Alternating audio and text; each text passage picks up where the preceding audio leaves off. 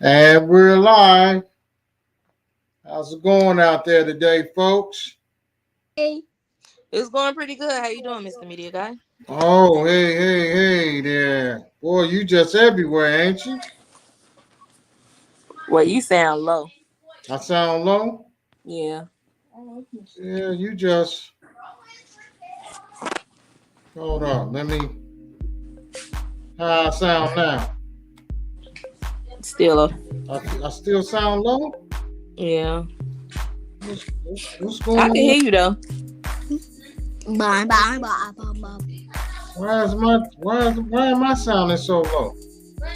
I don't know.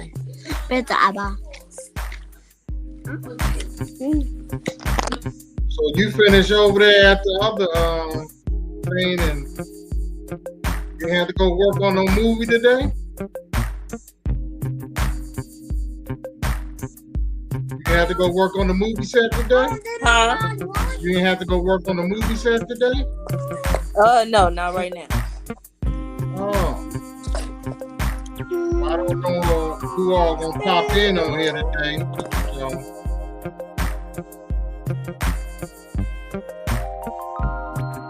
So why don't you tell us about what you got going on, what you doing with saving lives in that movie boot camp? Wait, I'm sorry. I had Mr. Chitter Chatter talking. Yeah, that's all right. Repeat your question. Little ones. So why don't you give us a synopsis what you doing over there with saving lives, the movie boot camp? Well, over there, well, for those of you who don't know me, I am Danielle. BS your favorite Danielle, the surgeon healer. And I am the supervising production coordinator for Movie Boot Camp, which is a part of Saving Lives Community Services. And I'm the youth division, which is Movie Boot Camp, the film program. And what we do, we teach the youth how to create a film from start to finish. So they learn everything from production, which is pre-production, which is creating an idea, brainstorming, writing out the scripts, assigning the characters, all the way down to production where they actually film the film, to post-production where they film the film, where they edit the film, then they do the marketing and promotion. That's where they branding the brand is already branded, but they are marketing out their film and promoting their film. What else are we doing? So today, huh?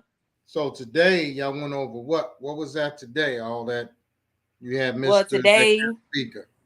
Right. Today, Noel Ockley came in. He is writer, director, producer, um, cameraman, videographer. Woo, he has so many titles. He had filmed and helped produce No Chirac.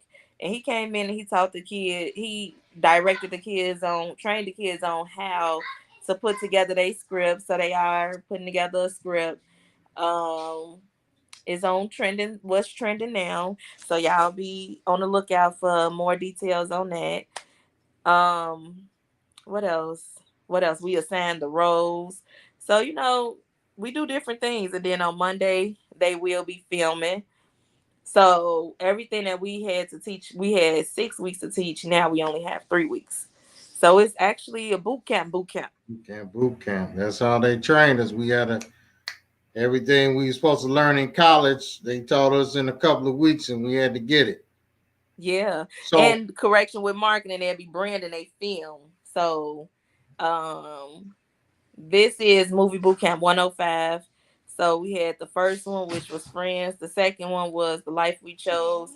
The third one was The Real World. The last one, The Cycle of Life. And tomorrow we will know what's the film name for 105. So I kind of like how he let them come up with the 12 ideals about what kind of subject matter, and then he showed them how to break it down to incorporate all 12 into one movie. Yeah, I said Wait, that was pretty. Yeah. Wait, what was the question? No, I said it was kind of cool how he took all their subject matters they came up with and he showed them how the one movie can touch upon all those 12 subject matters. Yeah, it really did. I like their storyline too. It put me in mind of movie boot camp 103, where they used what was present at that time, which was human trafficking, the looting, and this go around with them putting their story together. It's sort of like a spinoff to that. It's sort Oh, of kind of way, even though it's like it went back to it without intentionally going back to it. So well, I'm looking forward to seeing this film. Like all the kids that we have had have been some really good kids, but this group of kids, like they so um eager and outspoken. Like I'm really looking forward to seeing this film. oh, okay. Still cook my food. It's pretty cool. Yeah, because Yeah. I noticed the last, well, I guess one before that, they were kind of timid, and because I heard one of your young students like, man, I wanted to be man real. I wanted to be man, and I remember saying that to you, and we was like, well, we want to keep it Disney, but this young man was like, man, I wanted to seem real, the real fight, man. I don't want it to look fake. I was like, wow, that guy's thinking just like how I was thinking. Yeah. Yeah, so these students seem like they're really ready to go. Yeah. We, Yeah. Caleb, he was like brainstorming on it. He was like he was thinking about it. He had the whole story pitched out, and he was mm-hmm. telling me about it. So yeah. No, that's cool. It makes your job easier that you don't have to coach to draw stuff out of them. They already got stuff coming out. So Yeah. that's good. That makes the job in the program. Yeah, I it makes would say it more fun. interesting, Right? and it makes it more fun of, Because it and it seems makes the like they time get go it. by faster. It seems like they getting it. Not that you got to go. Do y'all get it? They getting it. Yeah. So Yeah. that's cool, man. Yeah. And this group have experience. Oh, So okay. they got a little bit more experience than our previous groups. Well, minus the ones who was returning. Mm. Well, I So surely want to see the end result of this movie. I'm definitely want to see this, man. yeah, me too. It's gonna be wow. And then if you get to keep these same group for a couple of years, man, Netflix, man, they better watch out. Cut that light on for me. Yeah, and especially like they getting drone training this go round. So we partnered up with Books Over Balls and Patrick. I believe his program is called the Urban Tech, but they are the what I tell you. They are the IT part of the program. So they teach the Mm-hmm. kids STEM and robotics and how to fly drones. So that'd be good if they really pick up on those careers and take that drone career off. They could be making big money at the age of 16. All right, all right. We're gonna have to keep it up because we're gonna have to get him in there. That's Yeah, he the definitely little get one it. that was the baby a while ago when we started this, right? Yeah, Man, yeah. so He how old was. is he now? Let me see. I don't even think he was one yet. He was barely one. I think he was. Yeah, I remember he was. You had him in a stroller or something. So how old is he now? 4. He'll be Oh, 5. okay. He'll be 5 in October. Oh. So I know he know his way around cameras and phones and stuff. Oh So yeah, yeah. yeah. He be teaching me how to work my phone. Oh, see, well, hey, I appreciate you stopping in. We ain't gonna hold the folks all day. Like I said, Chicago Talks is an open forum. You Wait, can but come in. before we leave, let me make my.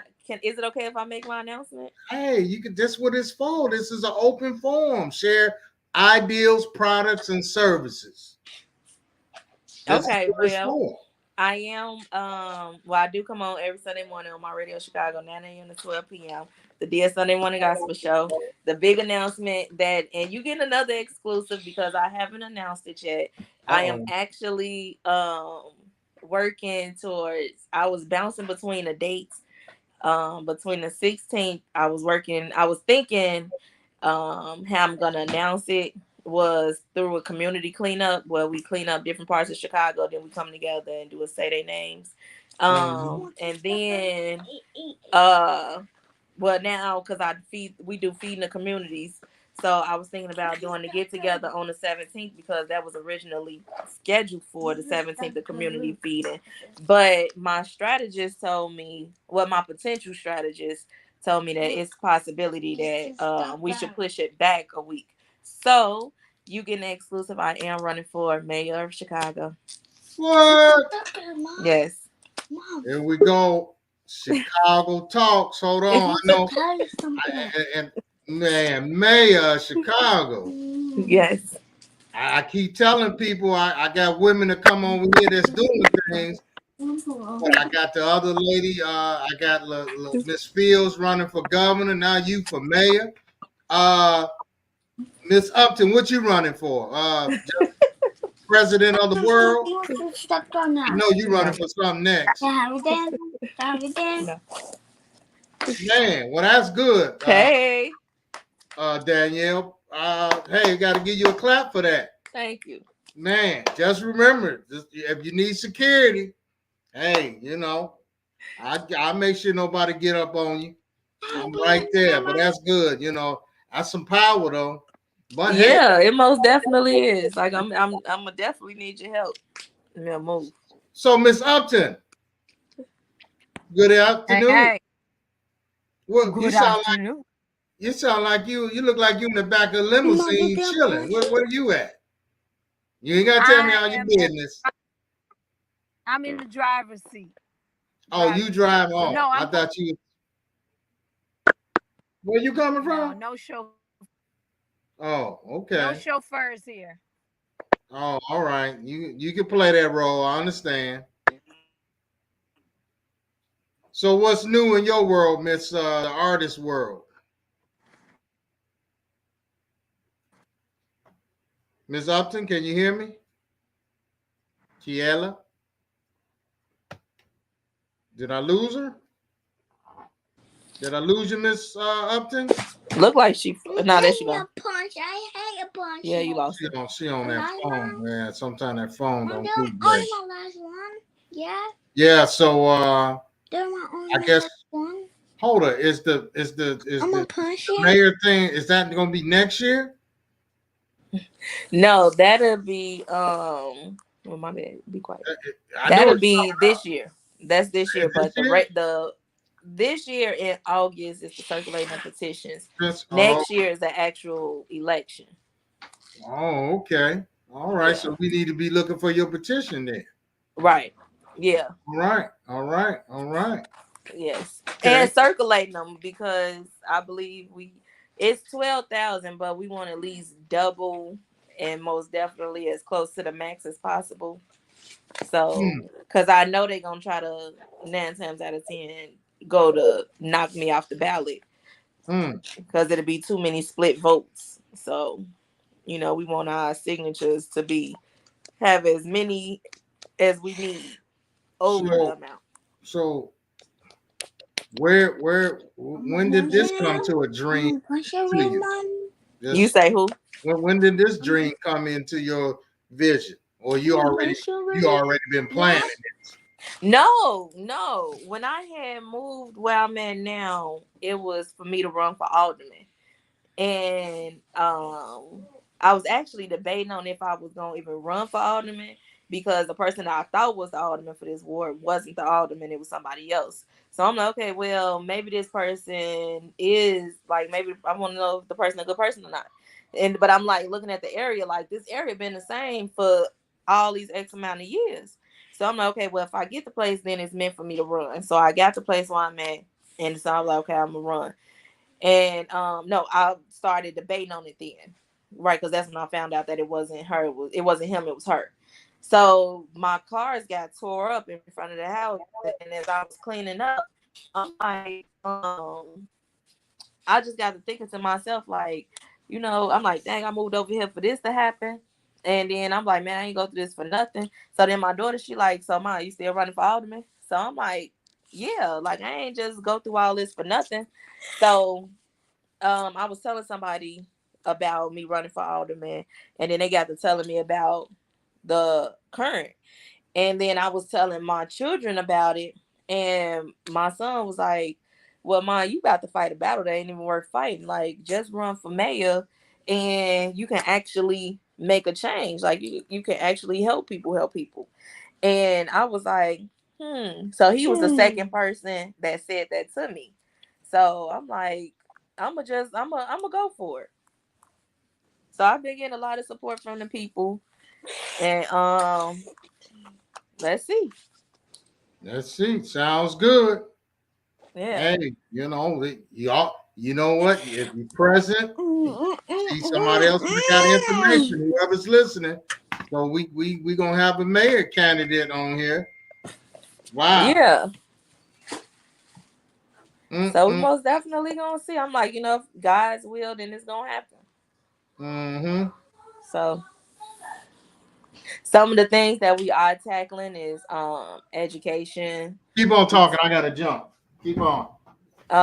we tackling education.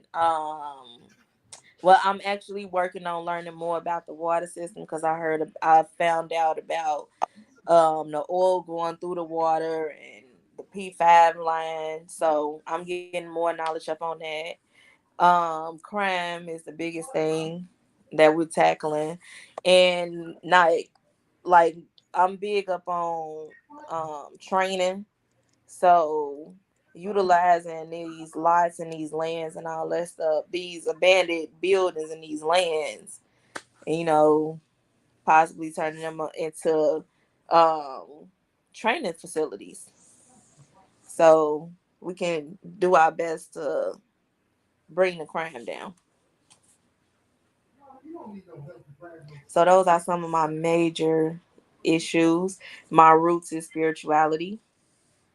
Um, But so those are my that water issue, you gotta make sure you include lead uh, abatement in there. I know the mayor's trying to deal with that now, but lead is a big issue because the old yeah, pipes, and yeah, especially having little ones like you got trying to be in the camera with you, because yes, it affects them in a big way with their learning capability when they're young, being exposed to lead in the yeah, water, in the paint, all these old houses we have. Mm-mm-mm. yeah. Yeah. So hey, maybe you're gonna come and change the whole Chicago, huh? Hey, Lord's will. All That's right. the goal So if I heard right, you're gonna run for mayor? of Chicago. Yes, All right. Now, what is your name? I don't even know. I was late getting on. Danielle, but D as your fave Danielle, because so many Danielles out there. Wait, say it again. Say it slower for D me. D as your fave Danielle.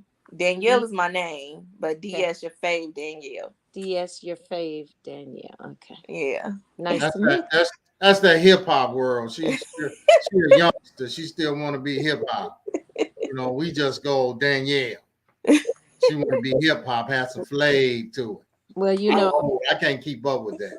one of the things too that, and I could have missed it because I was on, then my internet was doing crazy stuff.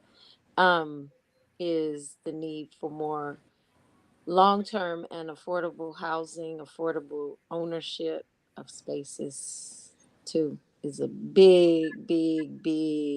It's like people who can't don't qualify for public housing or assistance, but don't really make enough to fully qualify and afford something to buy.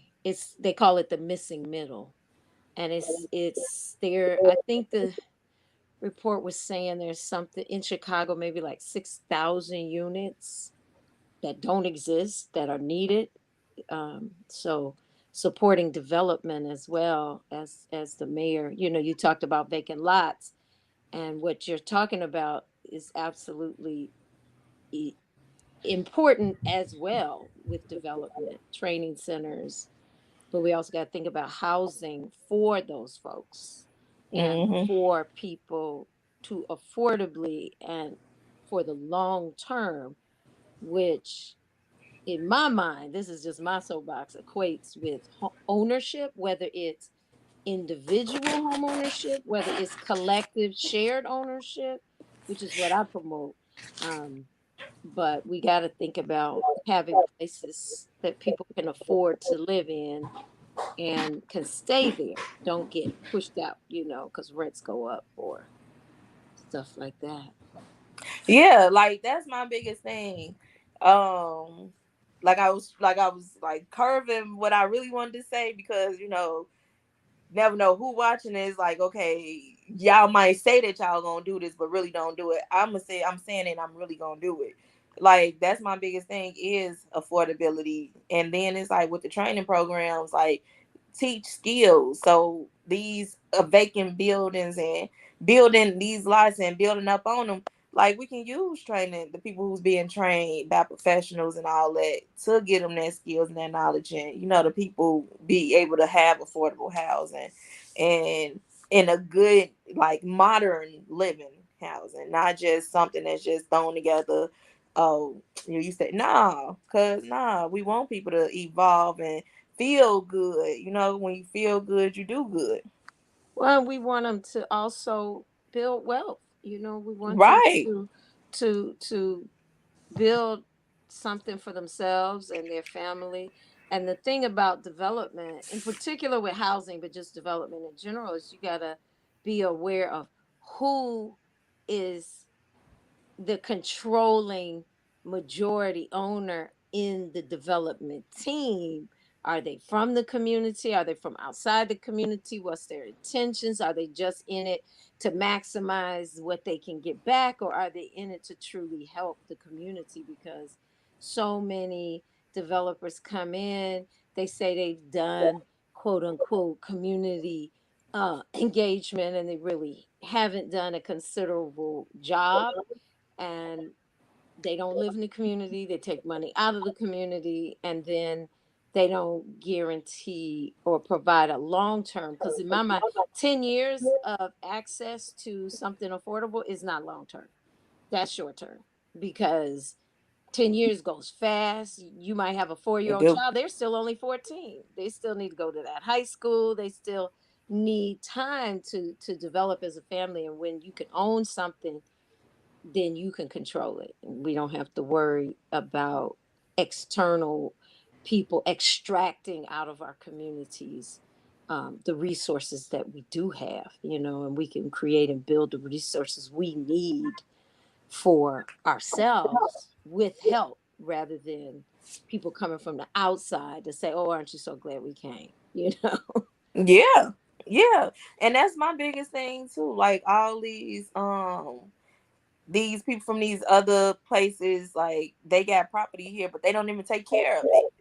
Like you got abandoned buildings with trees all super tall, and like it ain't even safe to walk past at night. Like where are these owners of these properties and these lots? They, where they are, they're benefiting from the write-offs, because until Right. the That's ordinance what I'm saying. That's the problem. passes that they actually get penalized for that, they are benefiting. there Right. is there is there's like vacant commercial fronts, for example, on major corridors in our communities, that if you call the owner, they'll say it's not available, but good and well it's vacant, and Mhm. they just don't want to rent it because the liability, the cost, all of that, and they benefit in their mind more from it. I forget what it's called. It's like the vacant property. It's some sort of write off they get, Right. where what they need to, I'm gonna because push in it, South Mom. Shore, the uh the aldermen and the chamber and the community development corporation are trying to, and some other organizations are trying to get that changed at the city level, so that these absent owners who won't rent out their Give property me my mind to it, please. to Give my mind businesses to who it. actually Right? want to do something are penalized instead of benefiting financially by keeping it vacant. Yeah. Yeah. Because it's making a city an eyesore. Like you go in certain areas and it's like, what the heck? So it was like it was one time I literally rode from like up north all the way down, just riding down State Street. Like it's a big difference. Like Yep, it's too much of a big difference. Oh yeah, absolutely. And But that was just one strip. you Right. know, Nom. when you talk about self-sufficient community in the African American community and society, that's going to be a big uphill because you're going to run into a lot of obstacles because it's set. I hate to say it, the system is set. They don't want us to strive. You know that's the whole system is set against us not striving here in America. America was made for us. Exactly. That goes into the Willie Lynch theory. Yeah, break the man. Break the man? He gonna break the man, but don't kill him because he gonna break the woman. In return, the woman gonna break the kid. So it's an ongoing cycle where they ass is on the kid. Right. So and this is not, and I know people when you state that they say, "Oh, you prejudiced, you're a bigot, you this." No, I'm not. This is just the numbers, and the truth is written, and it shows you. You got to come up with the conclusion that the system is against us. They don't want us to thrive. Yeah, one or two people could get, build a castle or empire, but not as a community, not as a African American nation. No. So and that's what we need to change. and I hate to say it, but I know America, we'll have another civil war just for us trying to change that. That doesn't mean don't try, but you got to understand what kind of really war you about to fight to change that. It's really deep. Well, a lot. Well, a big thing that would change that if they actually honored the promise made a long time ago, which has been paid to a variety of cultures, a few different cultures in this country, but reparations, like Juneteenth is not reparations. What Juneteenth doesn't give people no, and I was telling somebody like, oh man, you one of them guys. I said Juneteenth was just a date that what those people in Texas didn't know they were free. Everybody else was free. I said everybody was free. Yeah, everybody was free. They just didn't know it. But my point is, if we were to, or when we do ever get some equivalent of 40 acres and a mule, that's empowering people. So Juneteenth to me, okay, cool, fine, thank you, but it's not a solution to anything. No, it's not. And the thing is, it was only for a group of people that did not realize they had been free already. It was the people in Texas. They got it 30 days later notice. No, they got it a year they later. Got it 2.5 years later. 2.5 years. Well, you know what? The notice came out. Why didn't the notice get to Texas? Because they didn't want it to come. They don't want it to, of course not. But I just couldn't believe nobody in Texas didn't travel somewhere else and found out. Wait a minute, what y'all doing over here? But even after that, without resources, they're just free. They're still in servitude. It's free. Just, low paid. Well, you ain't that's where that mental bondage came in at. You still begging somebody to take care of you. Yeah, you're free to be poor. Yeah, ain't that something? Free to be poor and to beg. So it's but you talk about Juneteenth now, people. And my thing is, I was conflicted. I'm like, it's not something for me to talk down about. Okay, right. Great. Let's celebrate it. Let's honor it. But in terms of community solutions, that's like saying let's celebrate 4th of July. 4th of July wasn't for our ancestors. Not at all. 4th of July was for the ancestors of slave masters. It was not for us. We just here, so we take in the festivities, but it was not for us. And not at all. And I don't know why people get mad because you bring that up. Oh, you're not because you're not patriotic. Yeah, I'm not patriotic. But like I tell all the guys, black, white, Chinese. I got 3 honorable discharges. I served my country three times, so I could have died 3 times for this country. I'm patriotic when it's on paper. You can't say nothing else, and they all honorable discharges. So what you saying? Right. You know? But I got a lot of people unfortunately don't think in that frame of mind, and a lot of people don't really know their history. So whether it's the history slavery and African American history, whether it's the history of how this country was founded, knowing that England, right up until 1776 till 1775, was sending, one of the consequences to criminals in England was you were shipped away forever to the United States, to this thing. America. It wasn't United States then, but to America. Yeah, yeah. That was your consequence. So this country has had hundreds upon thousands of criminals shipped here to start this country. So the there's new world, as the they new call world. it, just the new world. There's so much information that people, not in a disparaging or negative way am I saying this, I love my people, but people, ignorance just means you don't have knowledge about No, something. you just don't have to know. There is a lot of ignorance about the full history.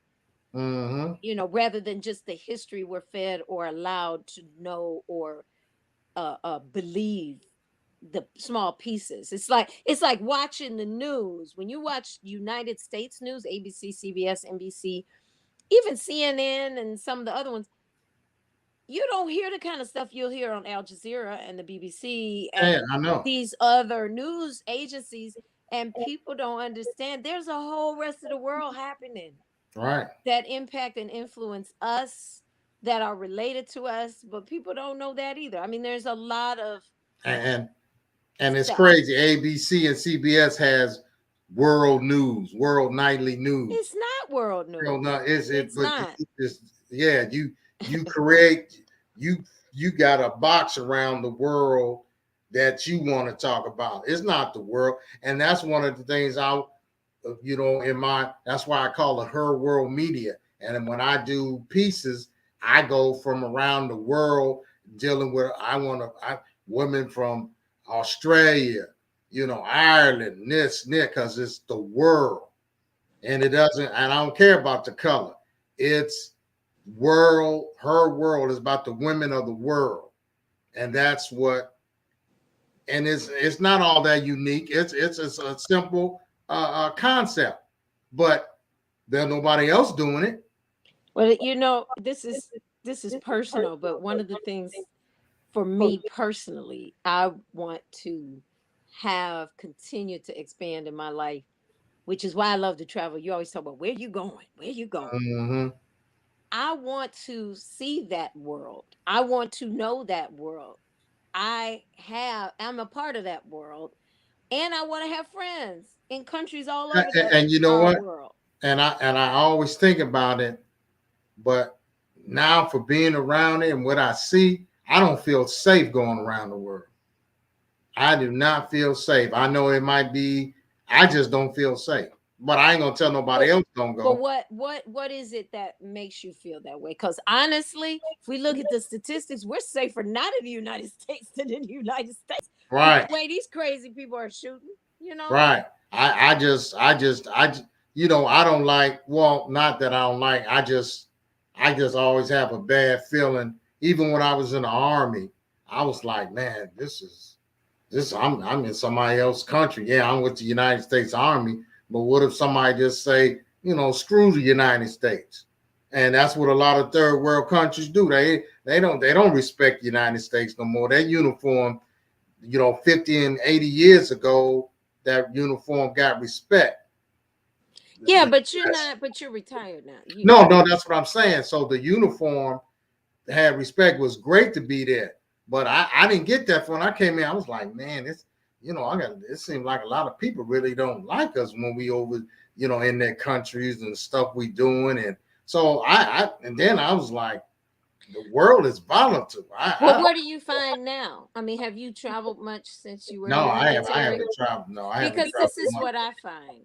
and I have felt this way most of my life, because I don't know if you remember when we were talking last time. I was very blessed to have the opportunity when I was very young to travel outside the United States. And Mm-hmm. it just showed me things were so different. Mm-hmm. I happened to go to France because we were learning French in school, but it Mm-hmm. just showed me, oh, wow, everybody doesn't live like this. And that's what really started my Right. interest. But what I find is that when Americans go to other countries, and a friend of mine who's Puerto Rican but born in the United States who speaks Spanish, he was laughing at me because I'm hosting a woman from Bogota, Colombia in my home Mm-hmm. for 2 months. And he was laughing, saying, "Why do people do that?" I said, "Do what?" He said, "They talk louder when they're talking to someone who doesn't speak their language, as though that's going to help them Understand. understand." And it doesn't. And what I find is that when I travel in other countries, Americans and sometimes English people too come with a superiority of, "Oh, I'm from the greatest country in the world," and so they Mm-hmm. don't feel that they need to push beyond any boundaries to Mm-hmm. try and relate to the people from their perspective. It's Mm-hmm. like, you need to cater to me All right. because I'm here, rather than Eh, who are you and how can I relate to you and understand you because I'm in your country. And that doesn't happen a lot. But see, that's the part that is in my mind, that these people's like, well, you know what? I had experience with some other Americans, so he gonna act just like them, and I don't like it. You I know, haven't had that experience. I, I have the experience that when I am genuine and interested in them and ask questions, ask for them to look, help me understand, they look, appreciate it. I'm at Chicago State. I guess I've been out the Army for about a year. So I went to Chicago State, and I guess it's about my second year at Chicago State. So this is like 1988. So I'm leaving the library, and I run into a Korean. You know, I kind of thought she was Korean when I first looked at her, and this and that, and her mannerism. So I said, "Oh." She looked at me and like, So we was having a good conversation until I told her, because she actually like, "So you traveled to my country, and how did you travel?" I said, "I traveled as a United States soldier." "Oh, my people hate you." Oh, she told. Yeah, but that's because Yeah. I right. bet it was But just, you but know what? I'm sorry. I love joining you here. I just checked an email. I'm supposed to be on a yeah, somewhere else. right But hey, now. I was Yeah. about to cut you off because I knew you had to go. Thank you. I'll check you next week. Okay. Yes, we'll talk. All right. Out. Out. Well, hey, we didn't get everybody, but we got somebody, and you know, uh, it's been great. It's been a slice. So I will see you guys here next week, and I thank you for coming in. Remember, Third World Media, Chicago Talks, all of it's a brand of the Williams Media Group. And I see you next week. Hey, this is AJ Williams, the media guy. Come learn how to financially secure and grow your estate right now and for the future. Tune in every Wednesday evening at 6 p.m. to Chicago Talks, the Women's Wellness and Wealth Workshop, live on Facebook, Chicago Talk page. Join the conversation. Present your products and services. Tell your story of wellness and wealth. We are waiting to hear from you. Leave your message on Facebook page, Chicago